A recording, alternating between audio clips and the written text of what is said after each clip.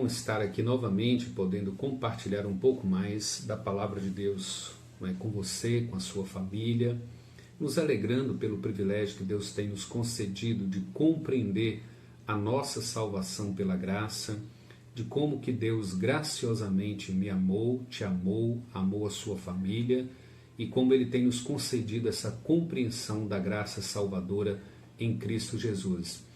Contudo, Paulo, escrevendo aqui Tito capítulo 2, versículos 11 e 12, ele diz assim: porquanto a graça de Deus se manifestou salvadora a todos os homens, educando-nos para que, renegadas a impiedade e as paixões mundanas, vivamos no presente século sensata, justa e piedosamente. Vejam que o princípio de Paulo é que nós possamos compreender a suficiência dessa graça. A graça salva, mas ela também nos educa na vida de piedade. Ela nos leva a renegar a todas as impiedades e paixões mundanas.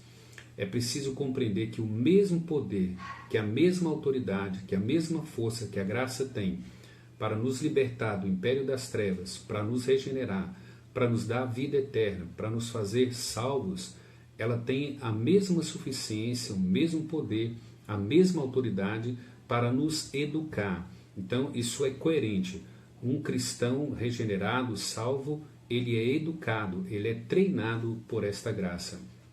Quando ele fala porquanto a graça de Deus, ele está se referindo, nos reportando ao versículo 10 do primeiro capítulo até o versículo 10 do capítulo 2, mostrando ali que vários grupos de crentes devem ter um testemunho de vida, uma qualidade de vida, embelezar a sua vida, fazer da sua vida uma vitrine, onde a piedade e a prática das boas obras sejam cativantes, possa atrair outras pessoas à salvação em Cristo Jesus.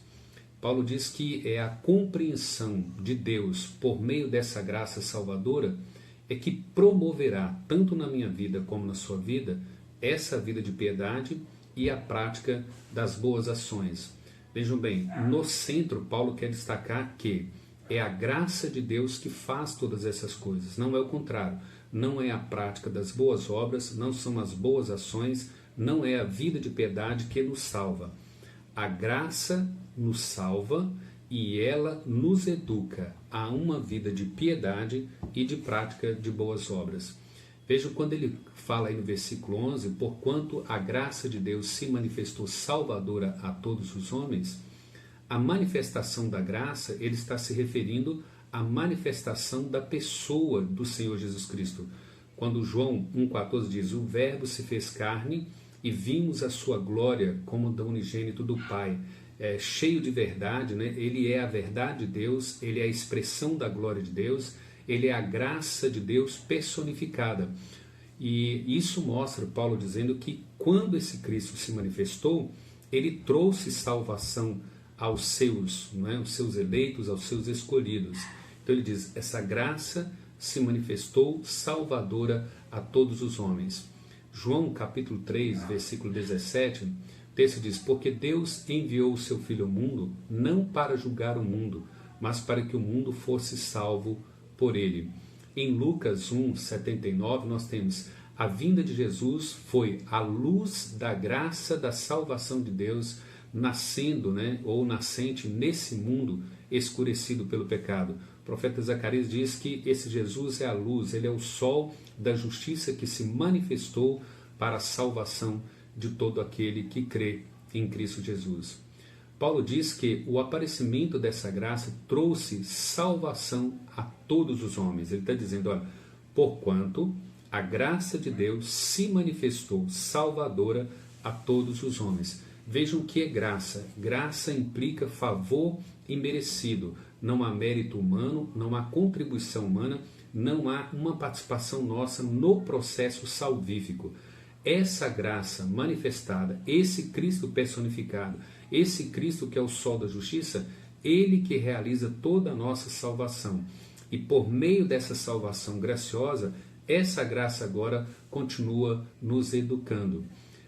Paulo quer dizer que a graça de Deus que apareceu em Cristo, ela oferece salvação a todos os que ouvem o Evangelho, que compreendem o Evangelho e que essa graça o alcança e o regenera e dá a ele a fé para que ele possa crer.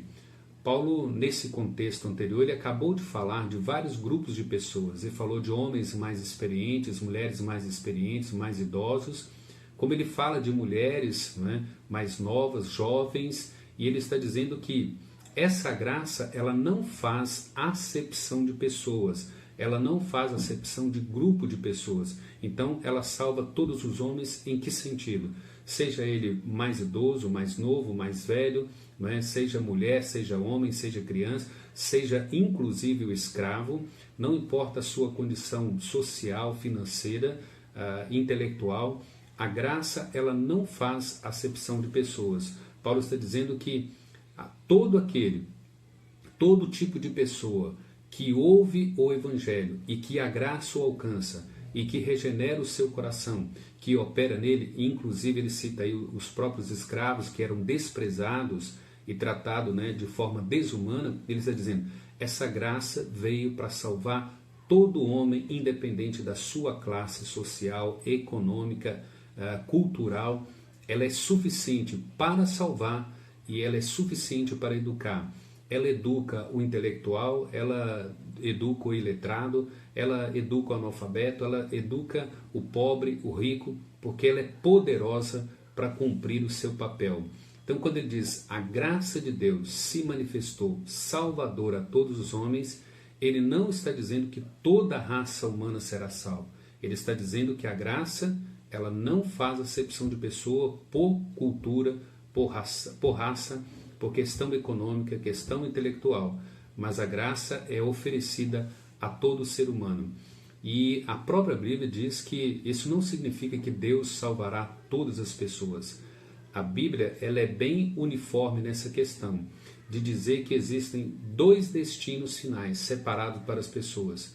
Aqueles que, pela graça de Deus, creem em Jesus Cristo como Salvador, como único e suficiente Salvador, irão para o céu, para o gozo eterno, conforme Mateus 25, versículos 45, 46, dizendo que uns partirão para o gozo eterno, para o novo céu e a nova terra, e outros partirão para o castigo eterno.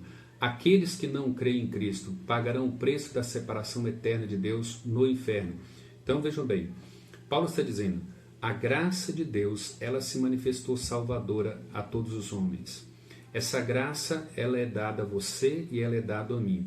E é essa graça que opera na minha mente, que opera no meu coração, enquanto eu ouço o Evangelho, ele vai operando, o Espírito vai trabalhando, nós vamos ver isso lá no capítulo 3, a partir do versículo 5 de Tito, como que o Espírito usa todo esse Evangelho, como ele usa essa graça, como ele nos leva à compreensão do Cristo, que é a personificação dessa graça em pessoa, como que ele alcança o nosso coração, como que ele regenera a nossa vida, nós que estamos mortos em delitos e pecados, e como que ele nos concede a fé, como que ele tira o nosso coração de pedra e nos dá um coração de carne e nos faz crer, para que assim então, a partir de agora, salvos pela graça, nós seremos educados em uma vida de piedade e uma vida de prática de boas obras.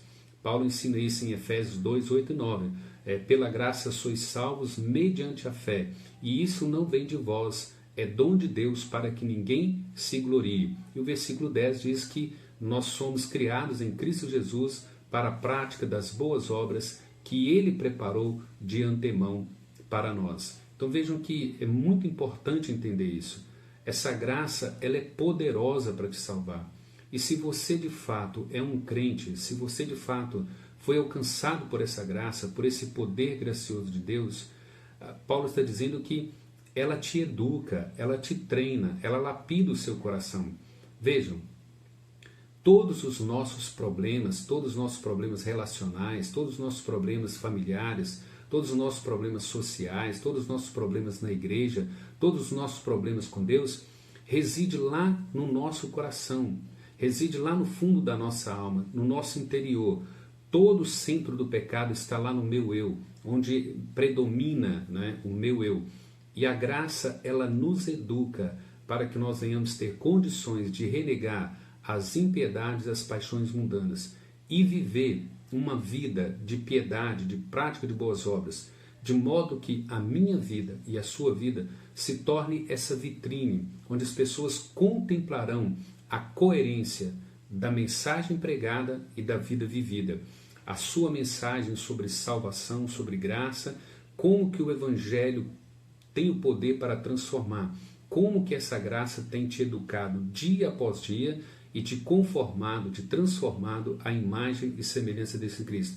A suficiência da graça para salvar, o poder da graça para salvar é o mesmo para te educar, para lapidar você, a sua mente, o seu coração, o seu eu e conformando você dia após dia à imagem e semelhança desse Cristo, para que outros pecadores olhem para você, para a sua vida, para as suas ações, para os seus relacionamentos familiares, sociais, no trabalho, na escola, e eles consigam ver a coerência da pregação do Evangelho, da verdade do Evangelho, exatamente com a sua vida. E é isso que atrai pecadores a Cristo. É isso que leva as pessoas a se renderem a Cristo como o único Salvador, como a graça de Deus a esse mundo na escuridão e no pecado. E quando eles percebem isso, eles são alcançados pela graça e são transformados para viverem também aos pés do Senhor Jesus. Porquanto essa graça de Deus se manifestou salvadora para te educar, para me educar.